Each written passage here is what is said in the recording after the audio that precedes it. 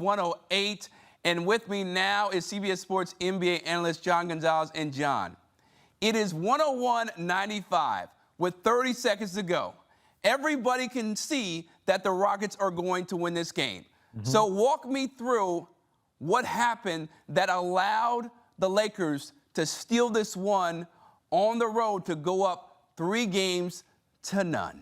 Yeah, what happened was the Rockets gave their season away. It's over. The season is over for the Rockets, and they're going to look back at that last 30 seconds when they were up 6 with the ball and rue the day that they let Jabari Smith just casually toss away a turnover. He does that. Then Jae'Sean Tate makes the critical error of fouling Marcus Smart on a 3-ball. If he didn't do that, and if Jabari Smith hadn't done that, they probably won this game. Instead, Marcus Smart makes all 3 free throws. And then you saw the play there where Reed Sheppard has a turnover that leads to the LeBron 3 that ties the game. Then they go to overtime, and then they fall apart in overtime. I mean, when you're up 6 with the ball with 30 seconds left at home, when you're down 2-0, knowing that if you go down 3-0, it's a wrap, that you absolutely need that game in order to keep your season alive. And you make one critical mistake after another critical mistake after a third critical mistake, you know what? You probably don't deserve to be in the playoffs. And they're going to look back at this and think, we had a failure of roster construction. They didn't have any point guards. They didn't have any ball handlers.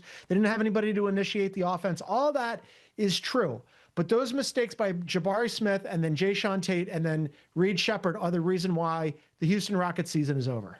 Listen, teams were 1 in 1,084 entering this night when you're trailing by 6 or more points in a playoff game with under 30 seconds to go. It's just unfathomable, John, how the Rockets find ways to lose. Like, even though they came back from down 15, to have that lead is just really soul-crushing. But on the other side, LeBron James, and I get we talk about him so much, but what he's doing is not normal, okay? This time he almost had 10 turnovers, but again, you can probably grade him on a curve because you're not expecting him to be perfect. And then Marcus Smart. Marcus Smart has been one of the key additions for this team, John. How influential was he in this game to get the win? Oh, Marcus Smart was huge. I mean, as was LeBron. And yes, LeBron had a ton of turnovers tonight, and those almost doomed them. But LeBron James also hit a critical 3 to tie the game in overtime. And by the way, at the end of the overtime, or at the end of regulation, and at the end of regulation, he almost hit the game winner that went down and out. I thought that was a great shot. They got a clean look. It was a turnaround 3, but still, that thing was almost all the way down. But Marcus Smart, yes, he ends up with 21 points and 10 assists tonight, and then 5 steals. And it was like he just made big play after big play, crucial rebounds, hit all his free throws when they needed it, was playing fantastic defense, hit that hit ahead to LeBron for that 3 that ended up tying the game. I mean, just cannot say enough about Marcus Smart, who, you know, we forget that a couple of years ago, he was the defensive player of the year, and then he had some injury issues, and then he had a lost season in Memphis, and I thought his career was basically over.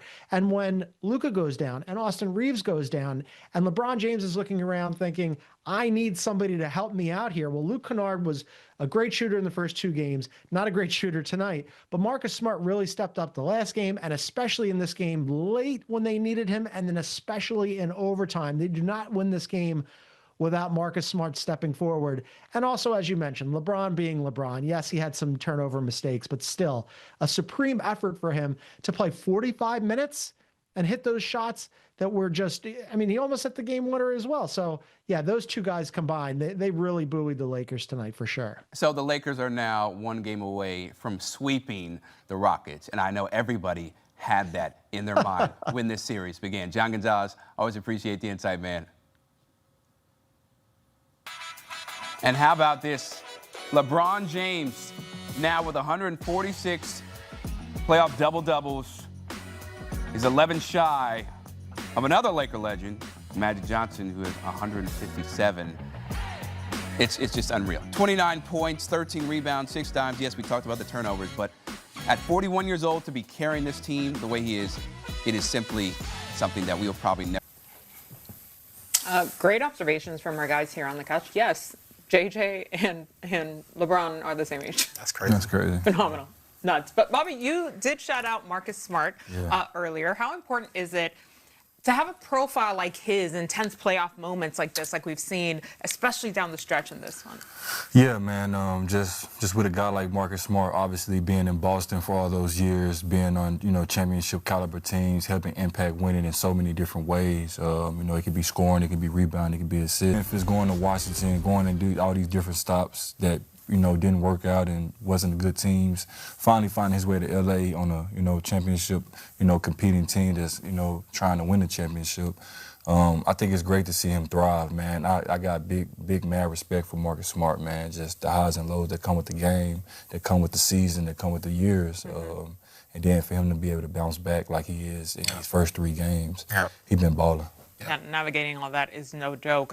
When we talk about LeBron, DC, 29, 13, and 6 for King James. How impressed have you been with his ability to really reestablish himself as the #1 option for this team? Yeah, I mean, look, in the beginning of the season, I think there were some fans that were saying, he doesn't need to be the #1 option anymore. Luka needs to be the #1 option. Yeah. They were even saying he may not be the #2 option. Austin Reeves needs to be the #2 option, right? So for him, he probably looked at it as like disrespect. Like, don't forget, like, you know what I mean? Like how